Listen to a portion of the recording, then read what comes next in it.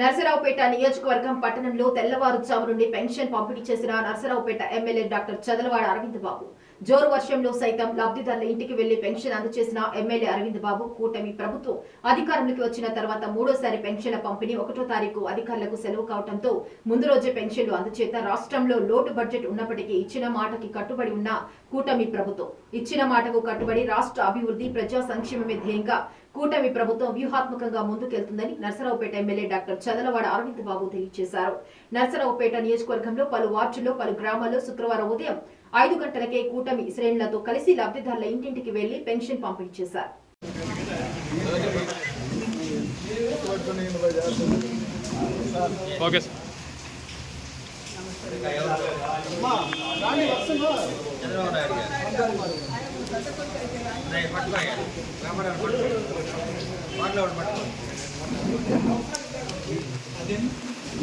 okay sir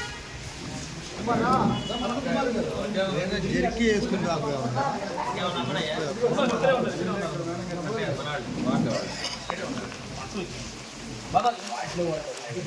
okay sir